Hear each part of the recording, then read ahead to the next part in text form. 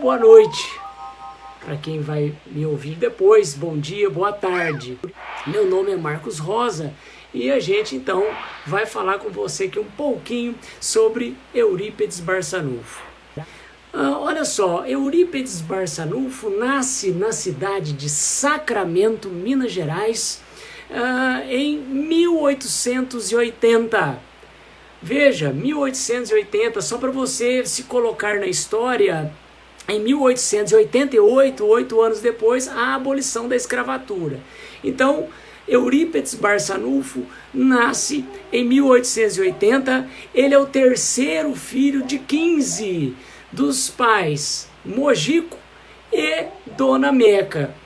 Então, ele nasceu numa família muito simples, muito humilde naqueles primeiros momentos e tinha uma adoração pela mãe e tinha um grande objetivo na vida, viu? Que era curar a sua mãe, porque Dona Meca tinha crises de desmaio, ela ia à igreja e desmaiava ali.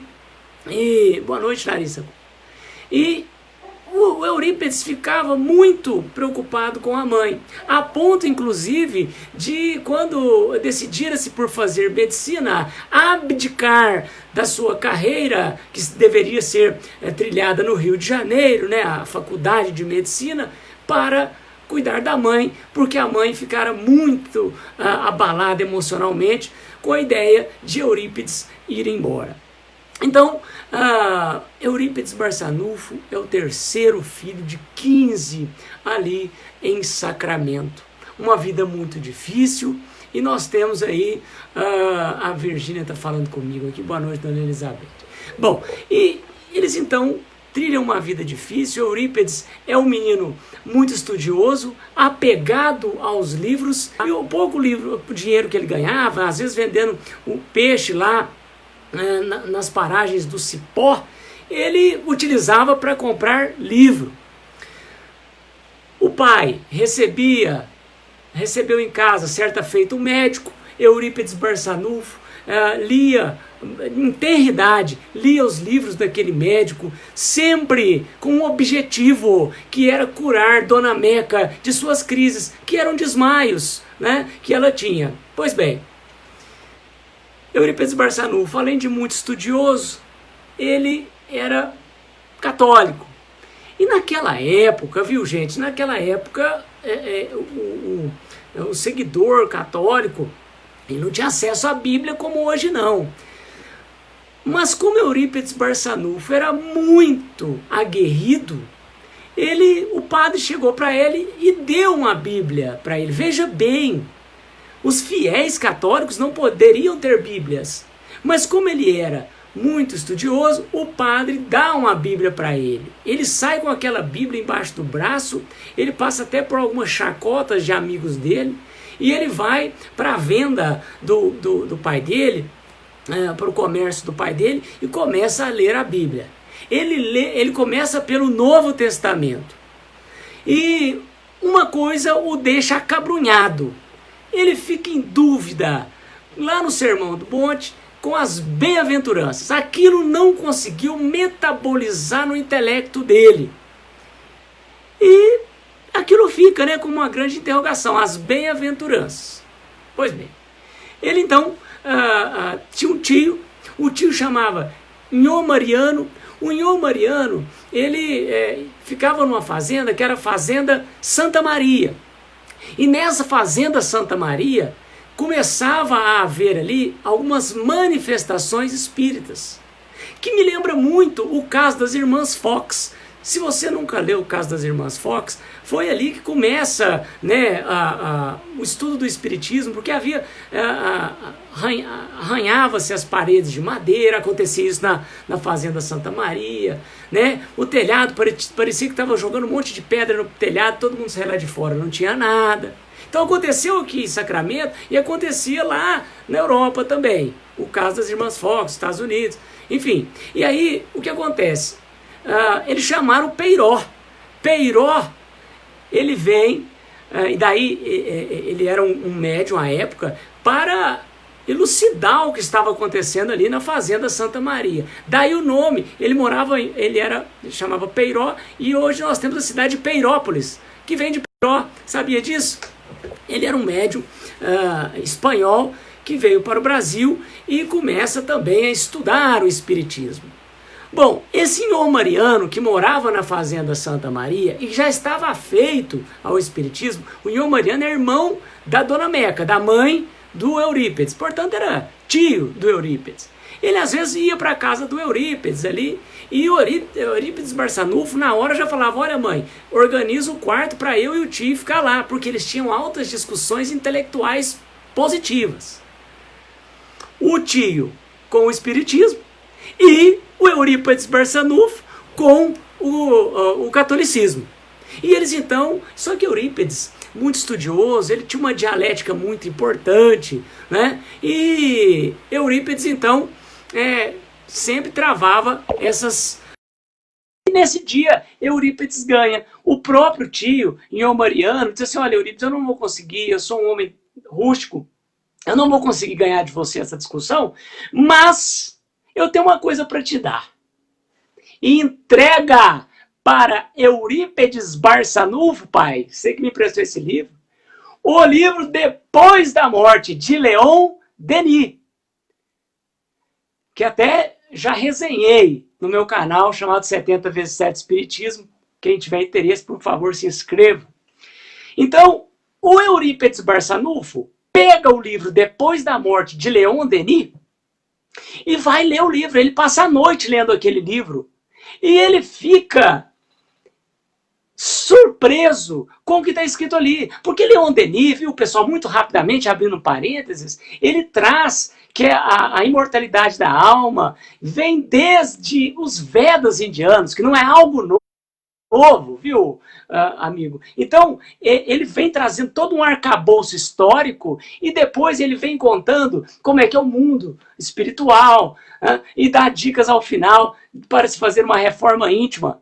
Então, imagine Eurípides Barçanufo, católico, lendo Depois da Morte. Ele fala: meu Deus, é isso que vai talvez me explicar a grande interrogação da minha leitura da Bíblia, que são as bem-aventuranças.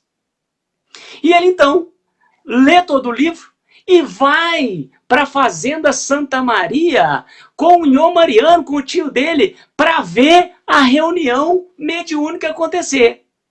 Nessa fazenda, essa reunião mediúnica, ela era famosa ali pelos camponeses, e todos, 100% dos camponeses ali residindo nas imediações, eles vão para a Fazenda Santa Maria, para esse galpão.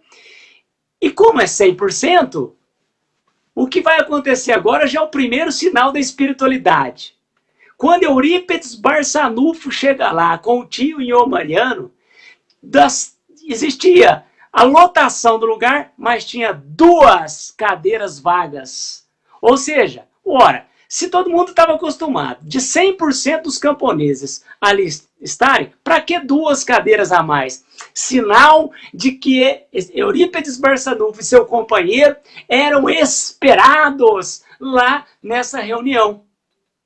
Eurípides já dá aquela, já começa a ficar meio ressabiado, diz: olha, é mesmo, é a coisa aqui. E senta-se e faz um pedido mental.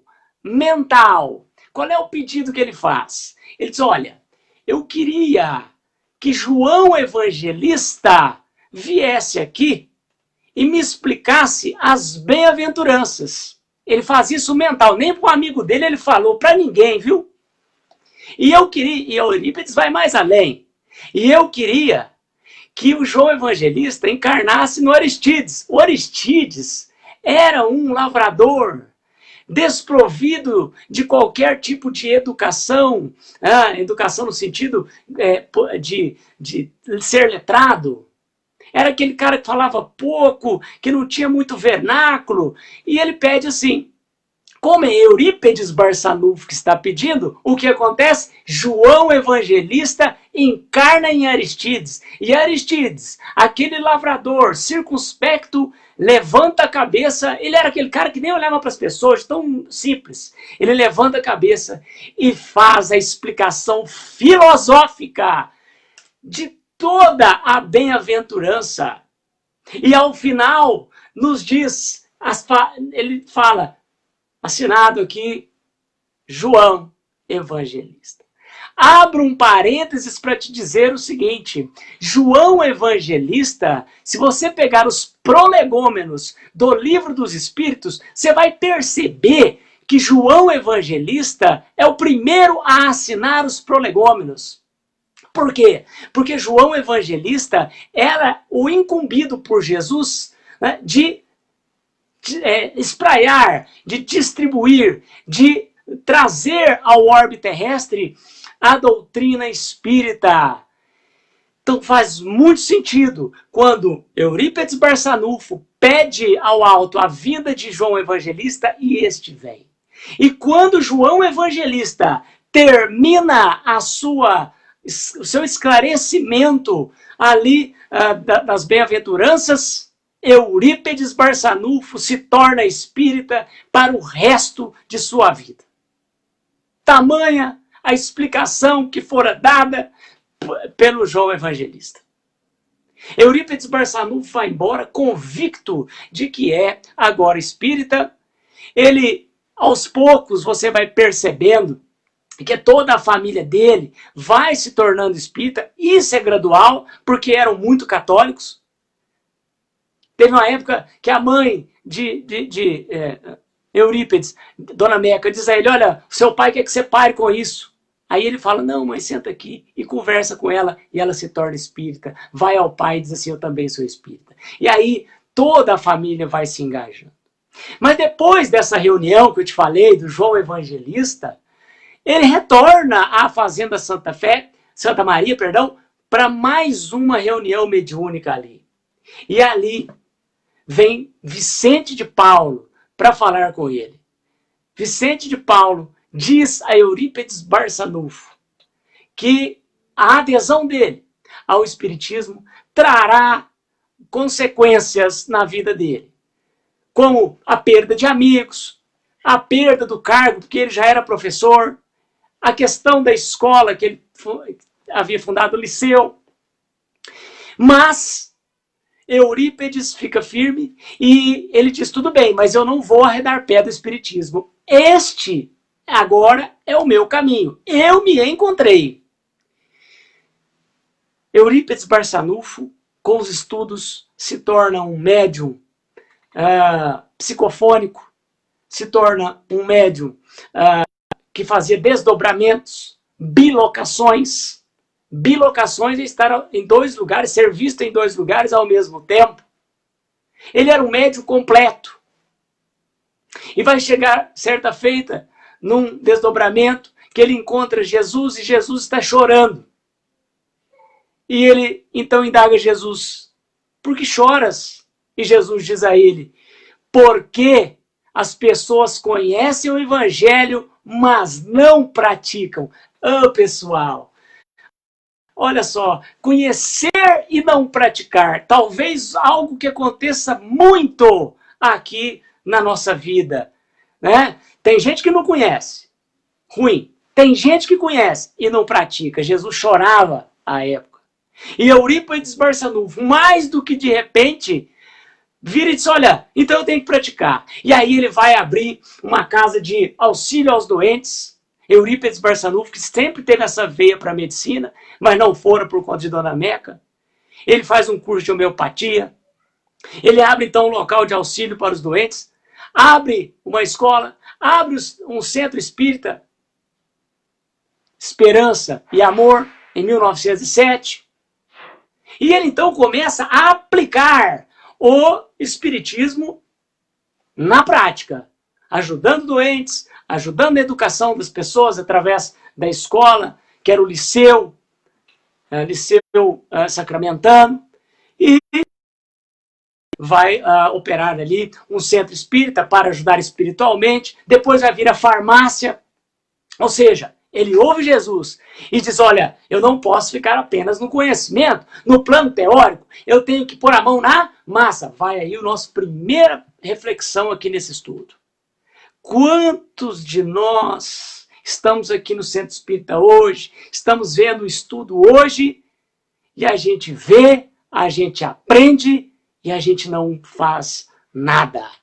Isso é grave. Então reflitamos, pensemos nisso, para que possamos exercer a caridade, para que possamos exercer o espiritismo na prática. Pois muito bem. O que mais? Nós temos então, realmente o que Vicente de Paulo falou para Eurípides Barçanufo vai acontecer. O que acontece? O pessoal da cidade, percebendo que Eurípides, que era católico, torna-se espírita, começa a achar que ele era maluco.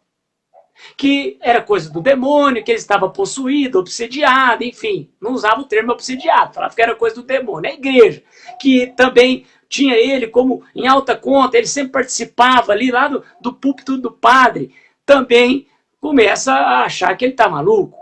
Porque Eurípides vai lá e devolve toda a documentação para a igreja e fala assim, meu caminho é o espiritismo.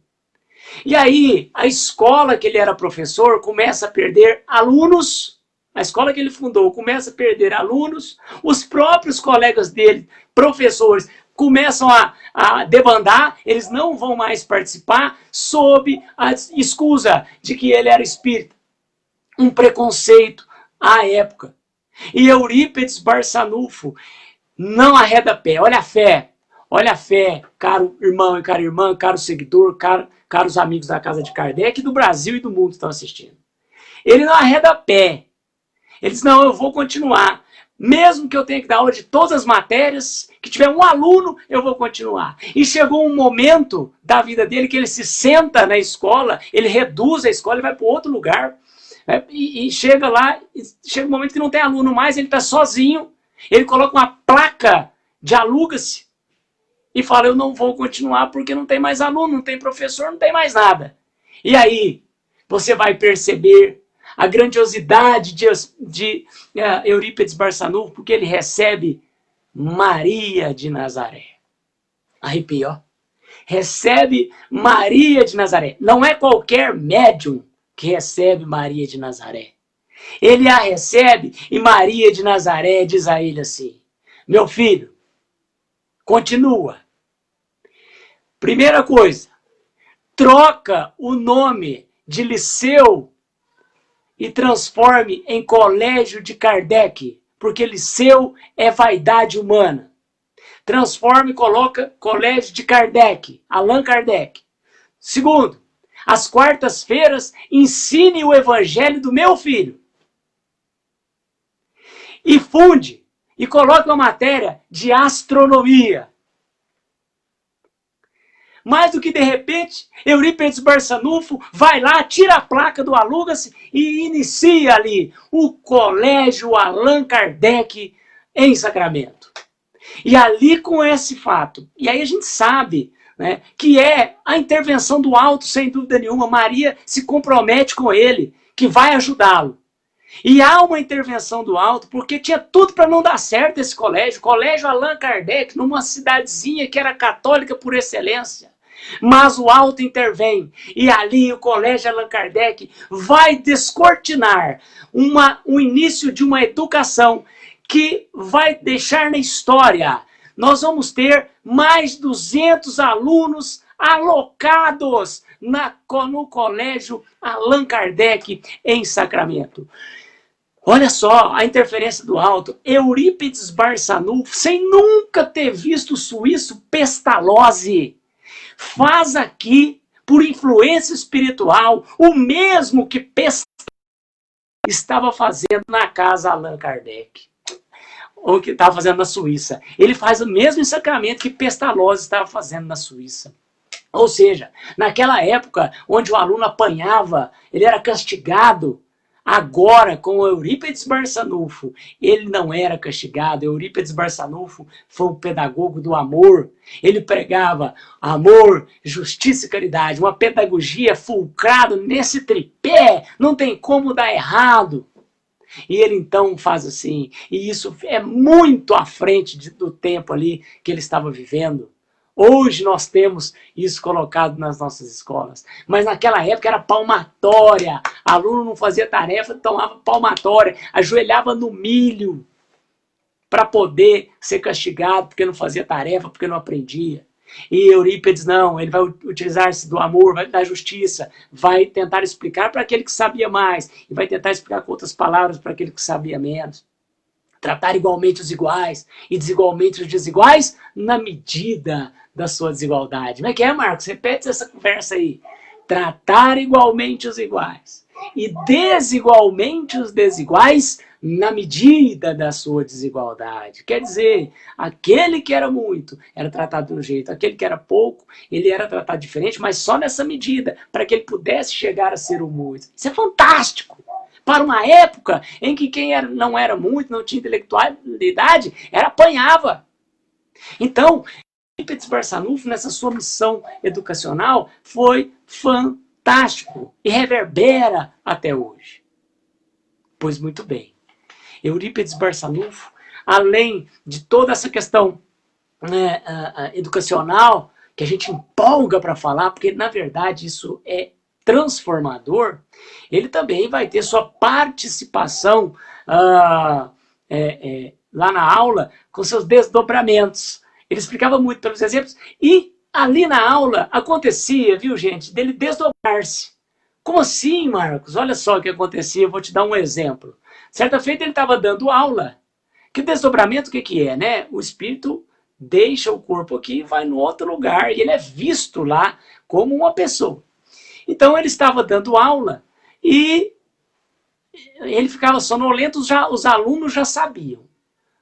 O professor Eurípides ficou sonolento, ele está entrando em desdobramento. Os alunos ficavam esperando. Eurípides Barçanufo, nesse exemplo que eu vou te dar, foi a um local, uma fazenda longe, onde ele faz o parto. Ele volta e diz assim aos alunos: acabei de fazer um parto. Com a ajuda de Bezerra de Menezes, porque quem era o orientador espiritual dele era Bezerra de Menezes. Ok? Então ele fez lá, através de Bezerra de Menezes, um parto. E disse assim aos alunos: olha, gente, inclusive o marido está vindo a cavalo. E ele vai bater aqui na porta, quer ver? Ó, ele está subindo as escadas, olha lá e o marido bate a porta. E disse: seu Eurípides, eu vim cá te buscar a cavalo correndo, minha mulher tá em trabalho de parto. Aí Eurípides disse a ele: eu já fui lá, eu já fiz o parto. Mas o marido não aceitou essa história. Como assim? Eu teria te visto. Se o senhor não foi, não dava tempo, você teria cruzado o caminhão só. E aí, Eurípides, muito simples, muito resignado, eu vou lá com o senhor. Quando ele chega lá, a mulher diz: olha, senhor Eurípides, o senhor não precisava ter voltado, não, tá tudo bem, tá tudo ótimo. Olha aí, pessoal, olha o desdobramento desse médium chamado Eurípides Barçanufo. Fantástico, né? Então, são exemplos de uma mediunidade fora de qualquer medida. Eurípides, então, vai fazer um trabalho. Então, na saúde, olha o exemplo aí, fazia parto, né? Inclusive porque, por intermédio de Bezerra de Menezes, vamos deixar isso bem claro. E chegou uma hora, ele abriu uma farmácia. A questão da farmácia era o seguinte: ele já sabia, quando a pessoa vinha buscar o remédio, ele já sabia o remédio que ela queria, ele estava pronto, porque tinha que colocar o remédio no vidro, tinha que colocar lá, pregar o adesivo lá no vidro para entregar para a pessoa. Quando a pessoa ia pedir o remédio, ele já estava com o remédio pronto. A hora que batia na porta, ele está aqui o seu remédio. Quer dizer, orientado espiritualmente. Né? Então, ele fazia isso. Eu tenho um livro que eu até indico, é o livro Eurípides, Uma Missão, Um Homem e uma Missão, de Corina Novellino, tá? Eurípides, Um Homem e a Missão, de Corina Novellino. Interessantíssimo livro. Recomendo a leitura. Inclusive, vou falar dele numa resenha do meu canal amanhã. Olha só, a Corina Novellino descreve essa história, que ele entregava, então, os remédios e ela põe o dia a dia dele, pessoal. Como é que era esse dia a dia? De manhã, ele prescrevia para o pessoal que vinha de fora. Então, no começo da manhã, das 4 às 7 da manhã. Depois das 7 às 10, ele manipulava o remédio, que também era orientação espiritual. Das 10 às 15 horas, no colégio. Ele estava no colégio, né, atendendo seus alunos, tinha as quartas-feiras do Evangelho. E vou abrir um parênteses. As quartas-feiras do Evangelho, pessoal, como é que ele fez para isso ficar tão famoso? Através da espiritualidade, tudo que Eurípides Barçanufo explicava no Evangelho segundo o Espiritismo, ali nas quartas-feiras, toda a população da cidade ouvia, porque os espíritos aumentavam, né, como se fosse um megafone, a explicação de Eurípides Barçanufo, que fez disseminar por toda o sacramento as palavras, né, de explicação do Evangelho. Olha Maria, cumprindo o que havia dito. Olha a espiritualidade o ajudando. Bom, depois da escola, 15 horas, às 15h30, fazia mais receituários para quem era de sacramento. Ao depois, até ali às 17, das 17 em diante, ele ia para o centro, ficava no centro espírita, e quando voltava lá pelas 21 horas, ele ainda ia fazer escrituração da loja do pai, porque era onde ele ganhava dinheiro. Veja, a farmácia era gratuita, hein? A farmácia era gratuita. Isso, gente, causou uma inveja local, né, que culminou num processo criminal. Um processo criminal contra Eurípides Barçanufo, porque qual era a alegação? Exercício ilegal da medicina. Esse processo acabrunhou todo mundo da família, menos Eurípides Barçanufo. Ele foi interrogado na delegacia lá para o delegado, ele foi com a maletinha dele, e aí o delegado perguntando para ele essa questão da medicina, ele disse, olha, ele conversa lá com o delegado, explica a situação, né? Ele diz que não cobra de ninguém, e o delegado termina, ele diz, olha, onde o senhor vai? Ele arruma a maletinha e fala, eu vou lá nos meus pacientes. Quer dizer, era muito mais importante para ele atender os doentes do que ficar com aquele negócio de processo. Quer dizer, o processo, ele não estava nem aí com isso. E o alto veio a ele e disse, Eurípides, não se preocupe. Esse processo aí nós vamos tomar conta. Continue com a sua função. E Eurípides assim o faz. O processo, pessoal, vai ser arquivado, porque nenhum juiz quis julgar, nenhum promotor quis acusar. Então ele vai ser arquivado por prescrição. O povo da cidade, que estava comovido com esse processo, achando isso uma injustiça, faz uma festa, vai na porta da casa de Eurípides Barçanufo, que diz assim, gente, não vamos provocar as pessoas, nós ganhamos agora, não vamos provocar. Ele estava resignado, pedindo às pessoas para não provocarem, então, aqueles interessados no processo dele. Olha, pessoal, e Eurípides prossegue a sua existência, né, e com os atendimentos à população carente. A farmácia dele lota, enquanto uma farmácia vizinha, que era chique, ninguém vai. A farmácia dele dava fila, ele ajudando todo mundo. Com que dinheiro? Dinheiro que ele ganhava nas escriturações com o pai e da ajuda de pessoas da sociedade. O alto também disse a ele, não precisa se preocupar, faça, o material vai acontecer. Então, isso é uma história fantástica. Ele vai pegar a gripe espanhola e com gripe espanhola, com febre de 40 graus, Eurípides Barçanufo continuou atendendo seus pacientes. Até que a dona Meca chegou para ele e disse, olha, dona Meca, mãe dele, vai se deitar, você não vai aguentar. E Eurípides, então, não quer, mas acaba aceitando a todos que vão até ele, e ele se deita para nunca mais levantar neste mundo terreno material. Ele desencarna de gripe espanhola em 1º de novembro de 1918. Ó, 1º de novembro.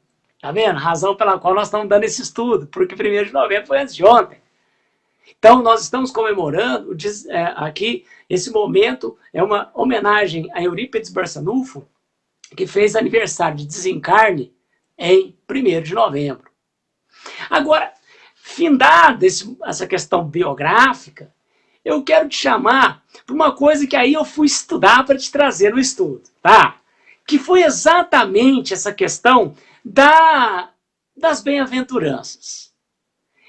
Por que Eurípides Barçanufo? Aí sou eu que estou falando, não é Corina Novelino, tá? Não é, sou eu que estou te falando, a parte de estudos aí que fiz. Por que Eurípides Barçanufo ficou em dúvida ali nas bem-aventuranças? E você, então, tem que lembrar das bem-aventuranças, né? Então vamos lá, quais são as bem-aventuranças? Bem-aventurados os aflitos. Bem-aventurados os pobres de espírito, porque deles será o reino dos céus. Bem-aventurados aqueles que têm puro o coração. Bem-aventurados os que são brandos e pacíficos.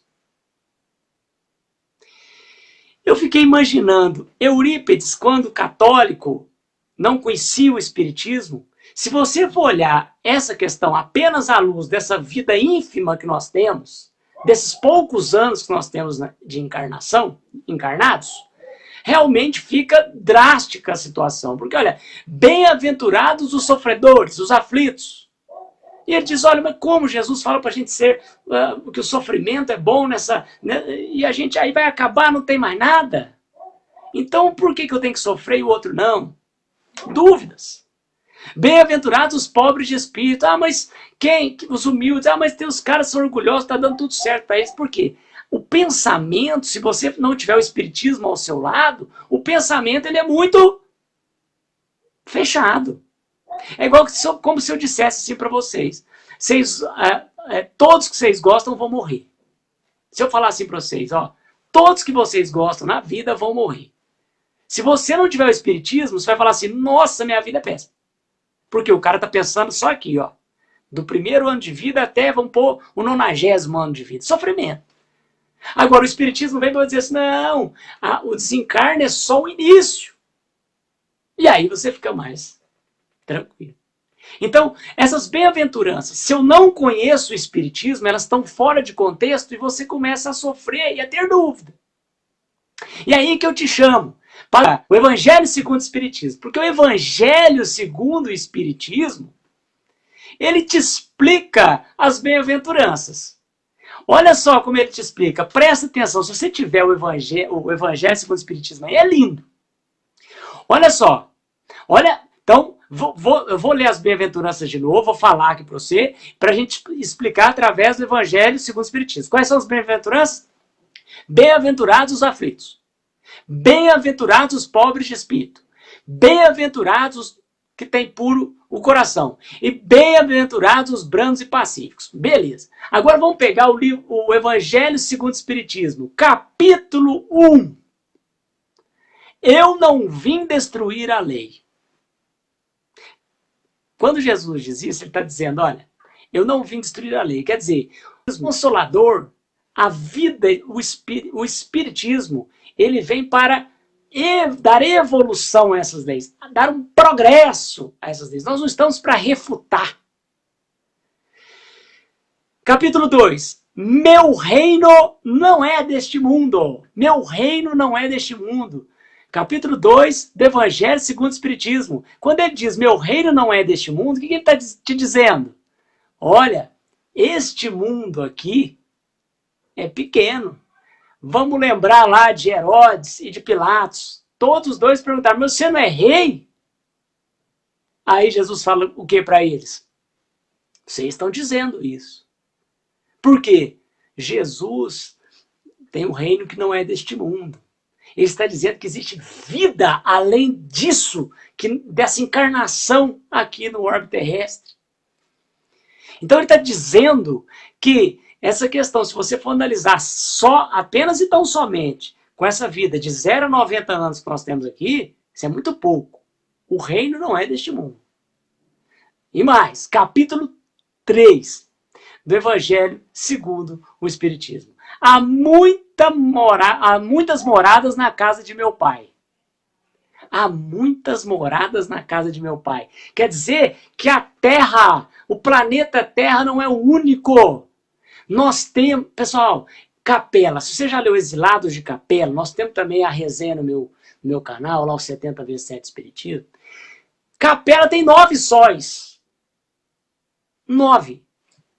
Nós temos milhares de sóis com milhares de planetas só na nossa galáxia. Para e olha para o céu. Você acha que Deus colocou as estrelinhas lá só para te acalentar e falar que é bonito? Você acha que é bonito? Meu Deus, é óbvio que não. Existem várias orbes, vários momentos de desenvolvimento. E Jesus já dizia isso. E está no Evangelho. Então, achar que a nossa vida é só aqui na Terra é algo que deixa dúvida nas bem-aventuranças. É algo muito superior, não é? Então, vamos olhar para... Daí, olha aí, daí Maria ter pedido para Eurípides Barçanufo, quando falou para ele, muda o nome do colégio, de Liceu Sacramentano para Allan Kardec, põe o Evangelho às quartas-feiras, que é para dar essa visão, e coloca uma disciplina chamada astronomia. Astronomia. Por quê? Para mostrar que é muito maior o pensamento que nós espíritas devemos ter. Olha, e por último, no Evangelho segundo o Espiritismo, capítulo 4, ninguém pode ver o reino de Deus se não nascer de novo. Ele está deixando claro que há reencarnação. Então, se você não cumpriu, se você não, tinha que passar por algo, uma aflição, e não passou, vai ficar para a próxima encarnação. Porque a aflição, a humildade é algo que se aprende. Bem-aventurados os humildes. Você tem a chance de ser humilde agora. Ah, não vou ser humilde? Vai ser na próxima encarnação. Tá claro isso aí no capítulo 4. Aí o que é humilde? Humilde que eu estou falando é humilde no contrário de orgulhoso. Orgulhoso é achar que é o melhor. Que é melhor que todo mundo. Que é melhor que os outros. Então a humildade não é o esfarrapado, não é o descabelado, não é aquele cara que tem uma calça rasgada, não. Humildade é você achar que você não sabe de tudo, que você não é melhor que ninguém, que você tem sempre que melhorar. Então, humildade neste sentido. Um sentido, então, tem gente que é muito pobre, calça rasgada, cabelo desgrenhado e é orgulhosíssimo. E tem gente, por sua vez, que é muito rica e é humilde. Então, olha que interessante. Então, o próprio Evangelho segundo o Espiritismo te explica. E ele arremata. Porque, olha, eu vou fazer, se você tiver com o Evangelho, eu vou fazer uma recapitulação aqui. O Evangelho, no capítulo 5, ele fala, bem-aventurados os aflitos. No capítulo 7... ele pulou o 6, olha. No capítulo 7, ele, bem-aventurados os pobres de espírito. No capítulo 8, bem-aventurados aqueles que têm puro coração. Capítulo 9, bem-aventurados os que são brandos e pacíficos. Ok? Por que ele pulou o 6? Porque o 6 é o Cristo Consolador. O 6 é que fala do Espiritismo como terceira revelação. É o que fala do Espírito de verdade. Portanto, o Espiritismo O Espírito de verdade vem para demonstrar a todos nós que a vida não se encerra aqui na Terra, que ela perpetua-se e que a gente deve aproveitar a nossa encarnação. E Eurípides Barçanufo é o exemplo máximo de uma pessoa que nutria todas as qualidades, né, que o fizeram galgar um plano espiritual bem mais elevado. Porque era simples, porque era humilde, porque era puro de coração.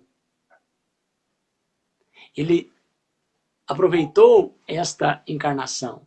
Falando em encarnação, Eurípides Barçanufo é reencarnação do Rufo. Rufo, um escravo, lá para quem leu Ave Cristo, Rufo era um escravo, e se você pegar um dos últimos capítulos, se não me engano, o capítulo 6, da parte 2 do Ave Cristo, Rufo está lá nas arenas, e o chefe lá vira para ele e diz, olha, Rufo, você vai continuar, porque Rufo era cristão, pregava o cristianismo, ia de acordo com os ensinamentos de Jesus, e ele então, o chefe olha para ele e diz assim, Rufo, você está preso aqui na arena, e vou te dar a chance de você negar Jesus. Se você não negar Jesus, além de você morrer, eu vou pegar a tua família, que está aqui, ó, a sua esposa e suas 2 filhas, e vou colocá-las, e vou bani-las daqui. E como eram, né, pessoal, mulheres, a possibilidade delas serem expostas a questões sexuais era muito grande. Uma filha tinha 4 aninhos. E ele então, o Rufo diz, o que você acha que ele diz? Antes dele dizer, o chefe lá manda a família dele vir até Rufo, a esposa o abraça, a filhinha de 4 anos fala assim, papai, o senhor vai vir comigo? O senhor vai para casa com a gente? Pessoal, põe-se no lugar. Você está preso? O chefão diz assim para você, se você negar Jesus, você vai embora com a tua família. Se você não negar, tua família vai ser banida, escravizada. E você vai morrer. O que você acha que Rufo falou? Rufo olhou aos céus, não responde à filha e diz ao algoz, eu não nego Jesus. Isso é de arrepiar. Isso é de arrepiar. Isso significa entender que essa vida é pueril e o que vale é a vida pós-morte. Que morte é algo muito pouco. Na verdade, é a libertação. Eurípides Barçanufo é a reencarnação do Rufo. E aqui ele demonstra o apoio a Jesus e traz a toda a região e ao Brasil, quiçá o mundo, a palavra de amor, de educação, de saúde, justiça e caridade. Muito obrigado por terem me acompanhado. Que esse estudo faça algo mudar em você. Que além de saber o Evangelho, a gente tem que praticar. Muito obrigado e até um próximo estudo nessa casa que me é tão querida, que é a casa de Kardec. Fiquem com Deus e até o próximo estudo, pessoal. Um abraço!